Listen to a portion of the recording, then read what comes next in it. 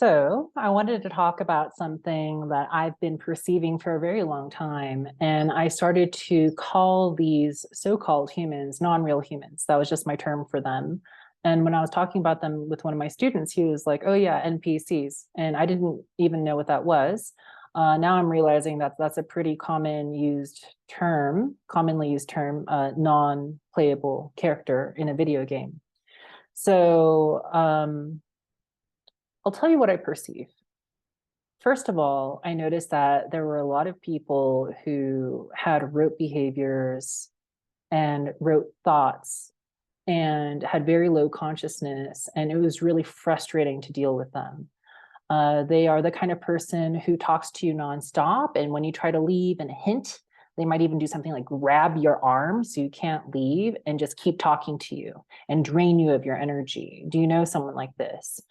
They're the kind of person who likes to tell the same story again and again and again, maybe at the dinner table, maybe it's your dad and you like, humor him and you don't care if you've heard the story many times.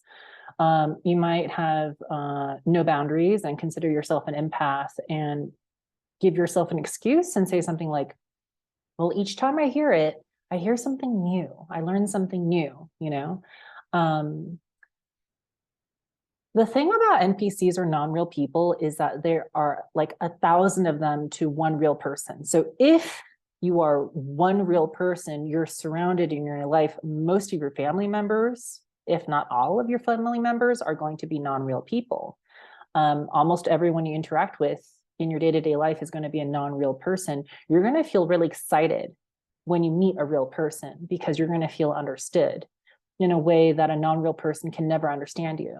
So you might have had some kind of time in your spiritual journey where you're like kind of growing up, you're glowing up, you're going high in vibration, you're learning a lot of things, and you have all these old friends and you're trying to tell them what you're learning and they don't understand you. They think they understand you, right? They think they understand you, but they don't. And you can tell that they don't understand you. And it feels really frustrating. You don't feel seen. That means you're going up in consciousness and you're starting to see where their consciousness is. And that even used to be your consciousness, which it isn't anymore. And you feel bored by their presence. You feel frustrated by their ability to witness or understand or hear you. So this is the kind of thing that you may experience with all kinds of non-real people. Non-real people have a range. They can be as high functioning in the material world as like a doctor or a lawyer, but that also shows me that they're stuck on the mental plane.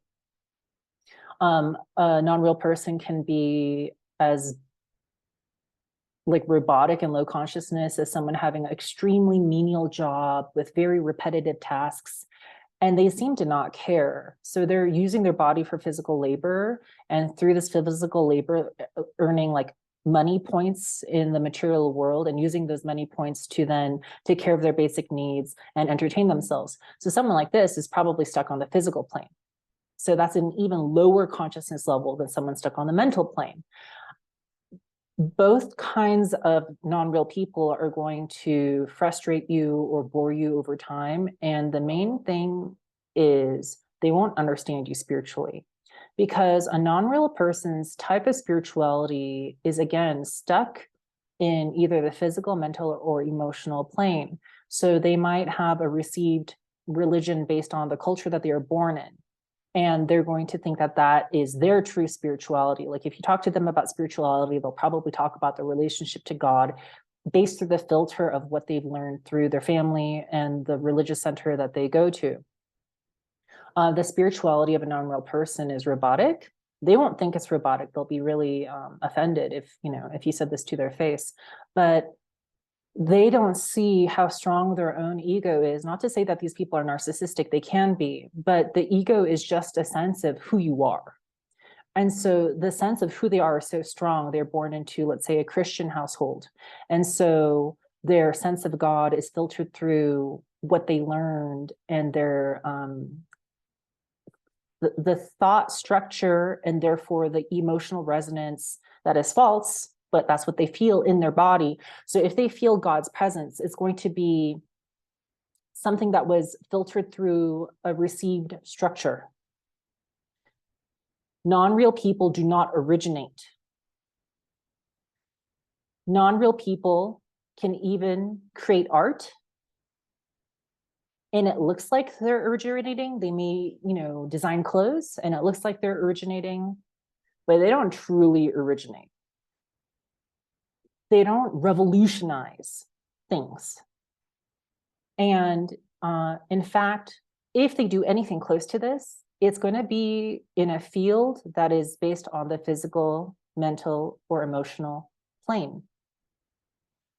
So a non-real person could, let's say, be a revolutionary architect, but they're really concerned with that aspect of life. So that's why a non-real person can become like a nuclear physicist and be like, brilliant in their field, but they don't have a deeper sense of, let's say, their relationship with source. Like whatever they think of that is going to be heavily filtered. So why are there so many non-real people? How can you tell who they are? Does it even matter? This is a really deep question because we have to start talking about the nature of reality. So, of course, you can always agree or not agree, or resonate or not resonate with whatever I have to say, but this is just my direct perception. I directly perceive many, many non-real people with a very low level of consciousness. And what this does is, and like I said, there can be a range within this low level of consciousness. Like this low level of consciousness can even be like a successful heart doctor. This kind of person is not really interested in the kind of spirituality that I define. Their kind of spirituality would be at best something like meditation at yoga class or attending church, or their sense of God that they feel when they go hiking and they're in nature and they're like, wow, I feel God's presence because I feel this beauty, But their intuition is really limited and they highly rely on their logical functioning. They're also really concerned with the material aspect of our illusory reality. So maybe they're really into stamp collecting, or they're really into the history of fashion, and they're really proud of their fashion collection. And I have this piece from, this fashion designer from 1957. And, like the material things about life are really important to them. They could be a foodie. They can have a food blog. They're really interested in experiencing novelty and or drama in the human realm, like attending football games and rooting for your football team, or being entertained by whatever's on TV.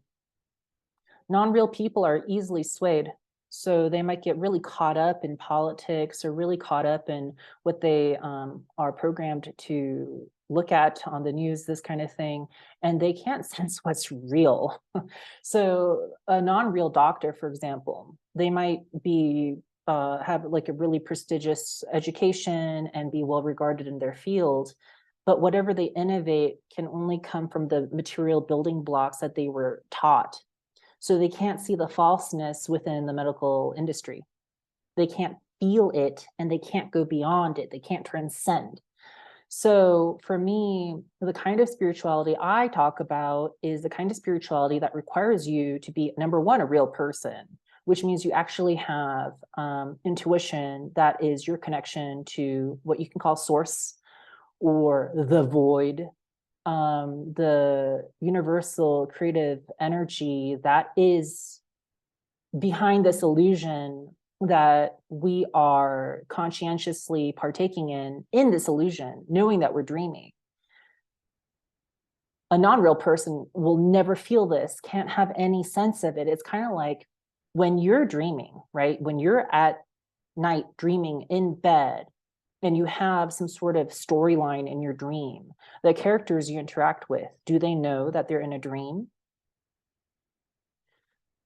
No. And it is only you, if you're lucky, you realize you're dreaming as you're dreaming. That hardly happens, right? You even think that your dream is real. But you are the only one who has the capacity to wake up in your dream, right? Because you are the prime creator of that dream. It comes from your unconscious, like literally. So to me, this reality is a huge reflection of your unconscious self. And deeper than that, void or source or the universal consciousness behind everything.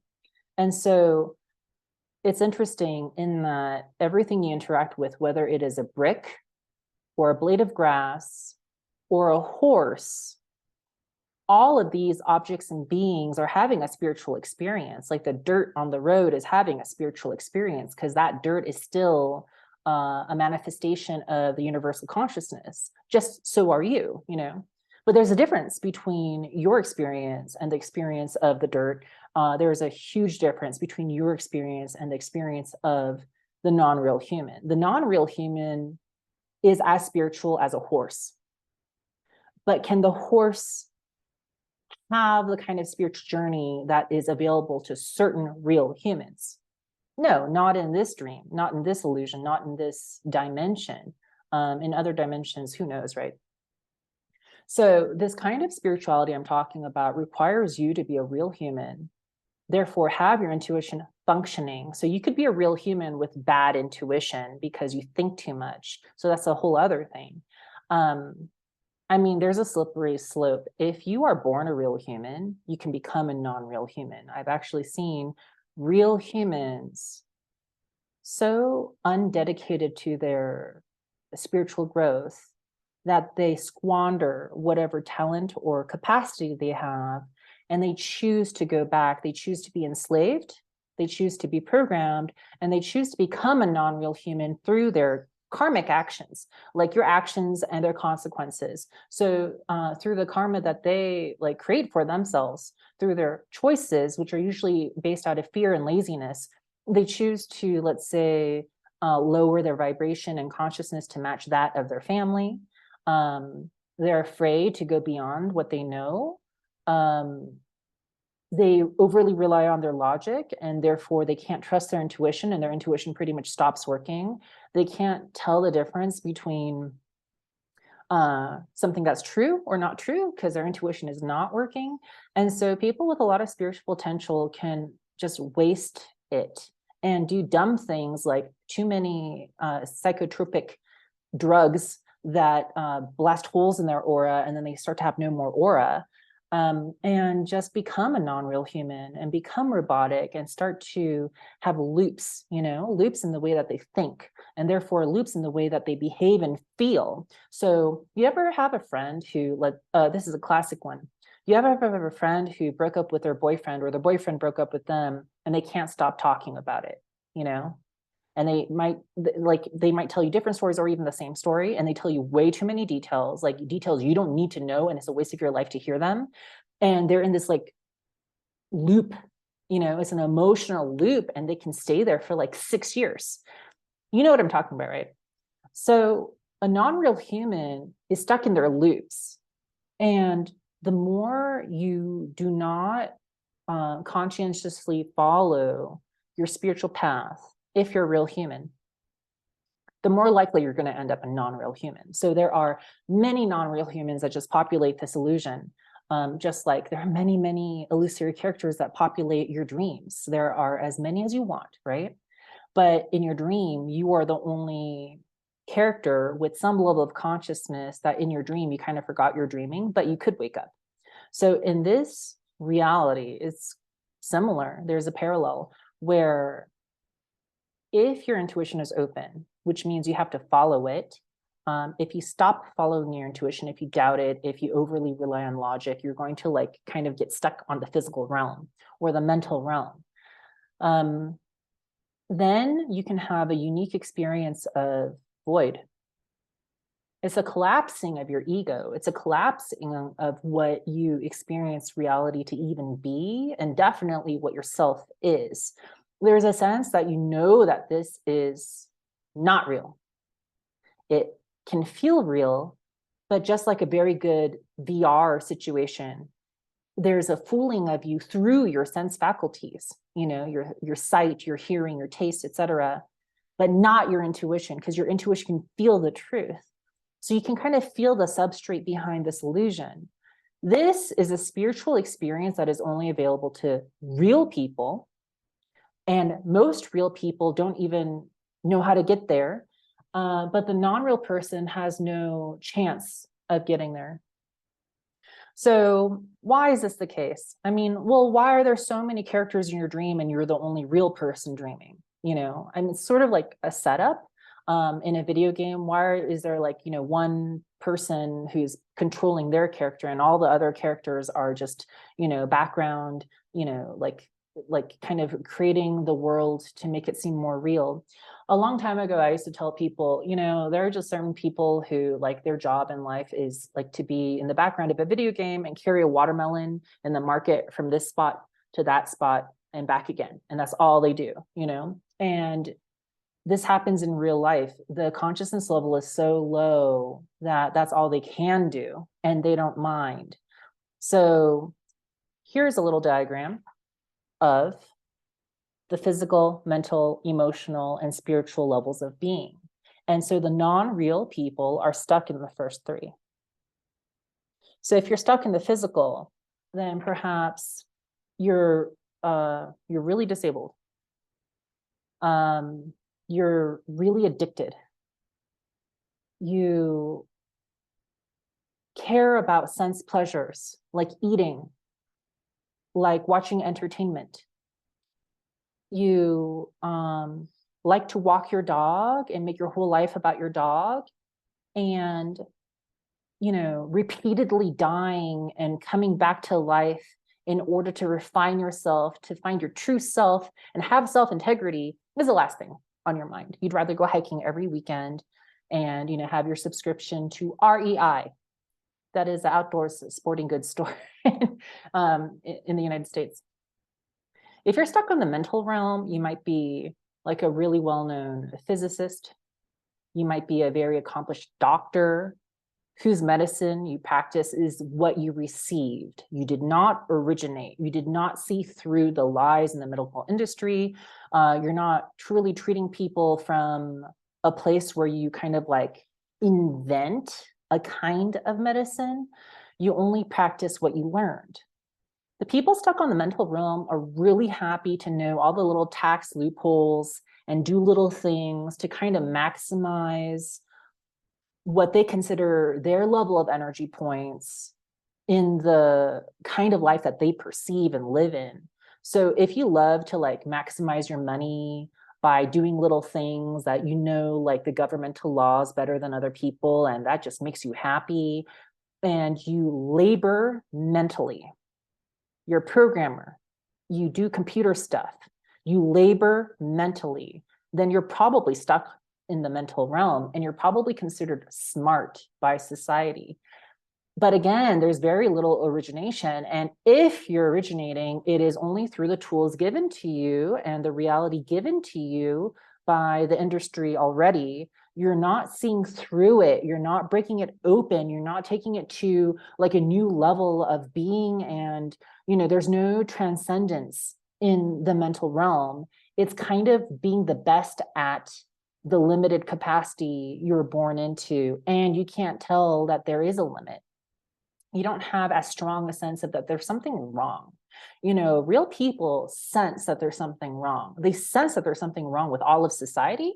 They sense that there's something wrong with the way that their family functions. They sense that there's something wrong with all kinds of things, from what your dentist tells you to do to you feel funny when you buy your groceries because, you know, there's something going on. Like you can tell when something's not real. And a real person, in my opinion, should follow that sense of what's right and wrong to the end, no matter what it says about their relationship to society and or any of the other non-real people around them. So this is a hard thing for a lot of real people. They're so inculcated into this world that they want to be a non-real person too. The easy way out is to pretend to be a non-real person and just kind of numb out and become stupid and just try and get along with all the other non-real people. And this is a huge fallacy. This is like your death blow. If your ego prefers this, you are preferring evil and you're going to become a non-real person. Imagine taking like a real person and turning them into a robot, or taking a high consciousness person and making them into a lower consciousness person through laziness and fear. To me, this is a great evil, because the non-real people, they don't even know really, good from evil, right? Their conception of that is very elementary. It is very naive, and it's like a child.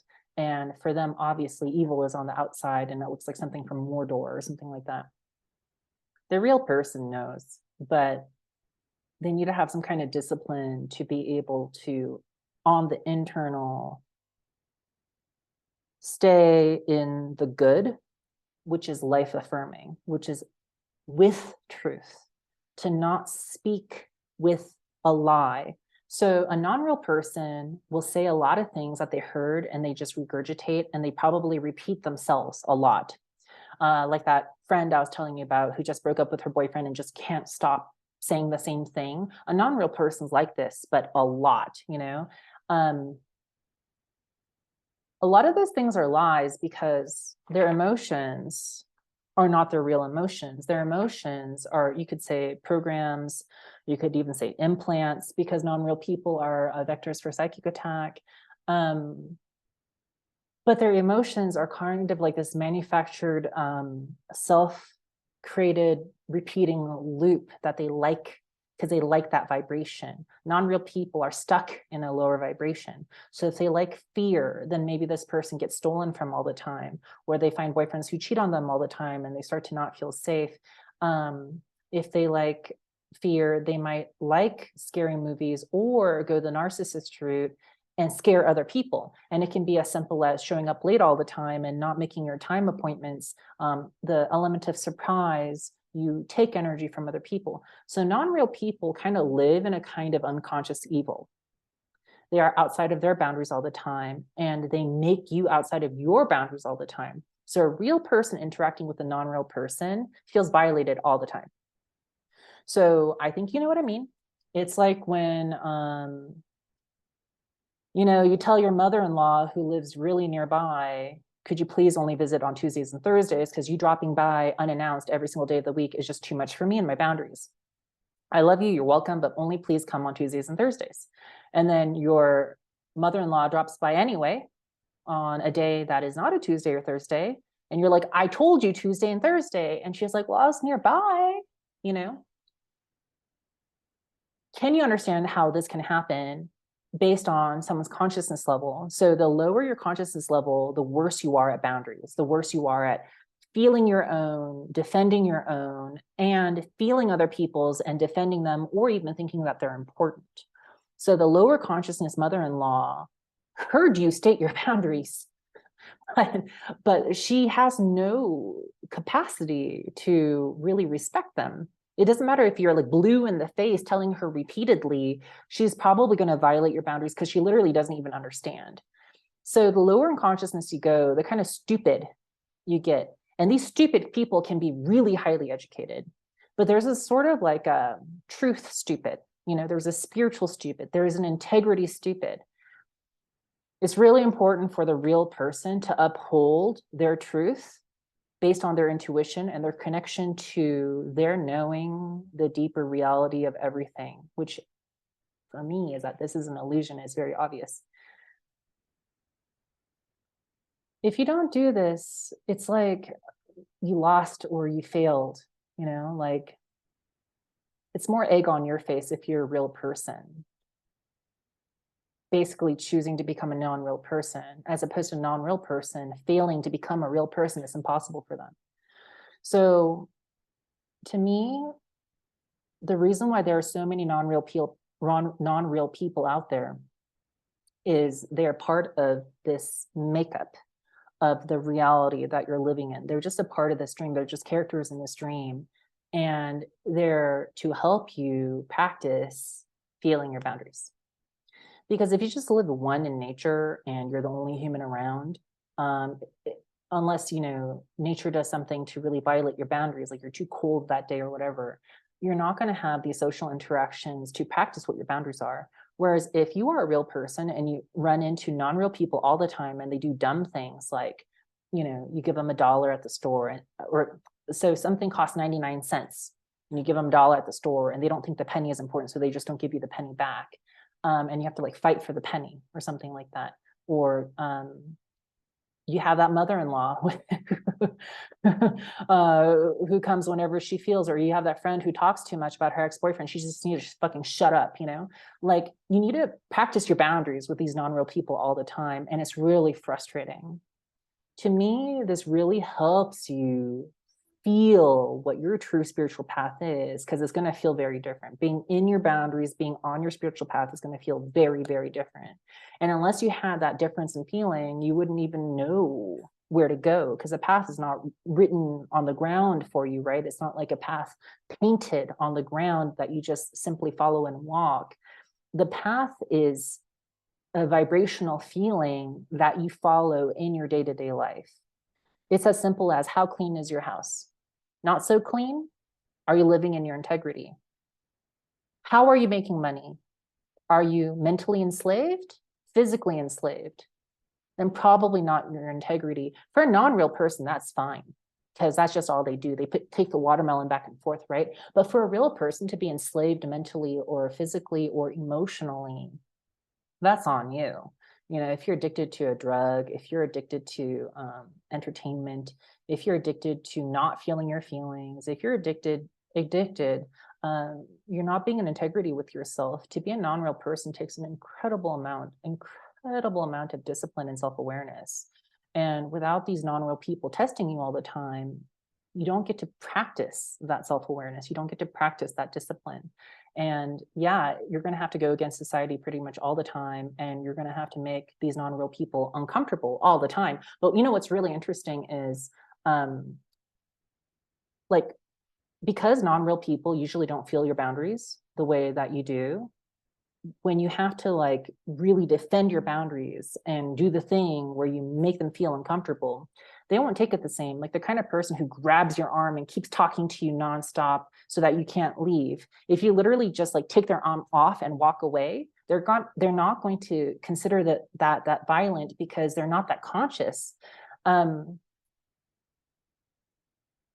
am arguing for something here that might feel uncomfortable for some, but to me, it's really important that you not give your energy away to non-real people. So if your mom is non-real and you listen to her stories all the time, or you unconsciously keep yourself from healing so that you can kind of vibrate around her and tolerate her and maintain a relationship with her, you're really hurting yourself on your spiritual mission. This should be the most important thing to you if you're a real person. That's why you're a real person. This should not be important to you if you're a real person. You need to master this. You have to master the psychic attacks that happen here and here. They even happen here too. But a lot of times they happen here, right?